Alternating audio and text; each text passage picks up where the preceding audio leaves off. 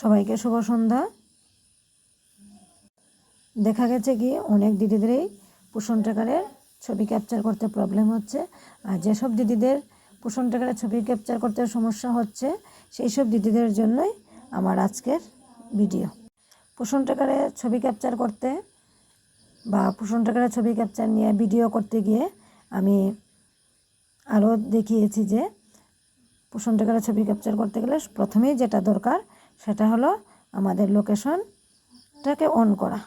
আর সেই কথাটা আজকের ভিডিওতে আমি বলছি যে প্রথমে লক্ষ্য রাখতে হবে যাতে আমার পোষণ ট্র্যাকারে আমার মোবাইলের লোকেশনটা অন থাকে। আমি দেখিয়ে দিচ্ছি মোবাইলের লোকেশনটা। এই যে মোবাইলের লোকেশন, এই যে দেখুন লোকেশন, সেই লোকেশনটাকে অন রাখতে হবে। সেটাকে অফ রাখলে কোনোভাবেই ছবি ক্যাপচার করা সম্ভব না। দ্বিতীয়ত, যদি দেখেন ছবি ক্যাপচার হচ্ছে না তখন সময়ে মোর অপশনে গিয়ে এই যে আপডেট এডাব্লিউসি লোকেশন, এই যে আপডেট এডাব্লিউসি লোকেশন, সেই লোকেশনে গিয়ে লোকেশনটাকে আপডেট করতে হবে। যদি আপনি মনে করেন যে আমি গতকালকেও এই এডাব্লিউসির লোকেশনটাকে আপডেট করেছি, কিন্তু যখন দেখছেন যে আমার ছবি ক্যাপচার হচ্ছে না তখন সময়ে সেই দিনে আবারও লোকেশনটাকে আপডেট করে নেবেন। এবং লোকেশনটা আপডেট করতে গিয়ে আমি একটু দেখানোর চেষ্টা করছি। আমি আপডেটে টাচ করব। এই যে দেখুন দেওয়া আছে are you at anganwadi centre না, অর্থাৎ এই কাজটা আমাকে আমার সেন্টারে থেকেই করতে হবে, যার জন্য আমি ইএসএ টাচ করবেন এবং ইএসএ টাচ করার পর যে সাকসেসফুলি দেখাবে এতে আমার এই এডাব্লিউসি লোকেশনটা আবারও আপডেট হয়েছে, তাতে কোনো প্রবলেম নেই, আবারও আপডেট করা যাবে।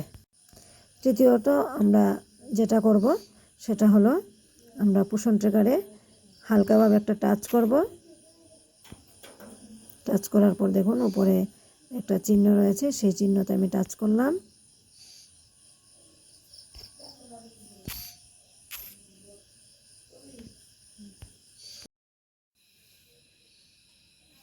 এই যে দেখুন এই যে চিহ্নটা রয়েছে সেই চিহ্নে আমি টাচ করব। আবার কারো কারো মোবাইলে এমনও হতে পারে সেখানে অ্যাপ ইনফো বলে লেখা থাকবে, তাহলে অ্যাপ ইনফোতেই টাচ করতে হবে। আর আমার মোবাইলে যেহেতু সেটা একটা চিহ্ন দিয়ে দেখানো হয়েছে, আমি সেই চিহ্নতে টাচ করব এবং দেখুন কি হয়।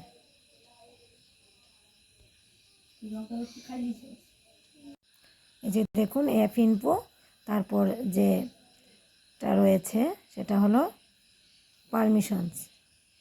এই যে পারমিশনস, সেই পারমিশনে টাচ করতে হবে এবং সেই পারমিশনে গিয়ে ক্যামেরা এবং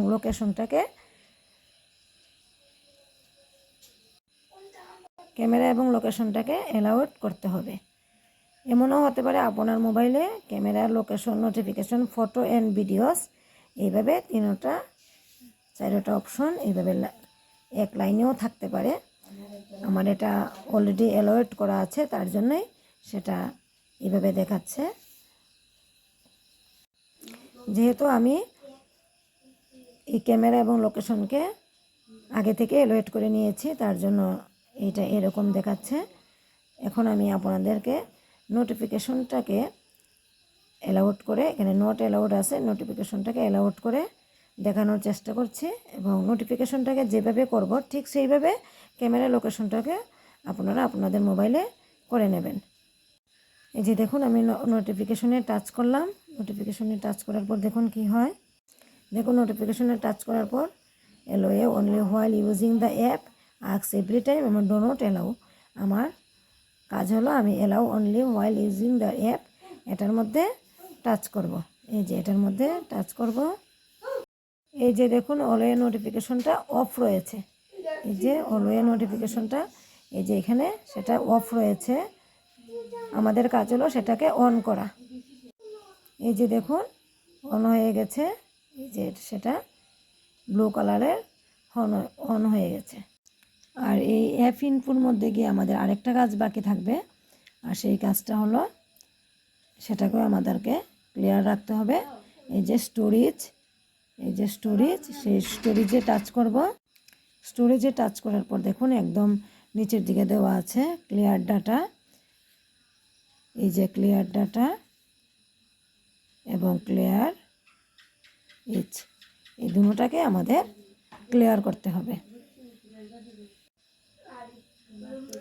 আর এইভাবে সব কাজগুলো যদি আমাদের কমপ্লিট থাকে তাহলে জিপিএস ক্যামেরার মাধ্যমে আমাদের ডেইলি ট্রেকিংয়ে গিয়ে ফটো ক্যাপচার করতে আর প্রবলেম হবে না।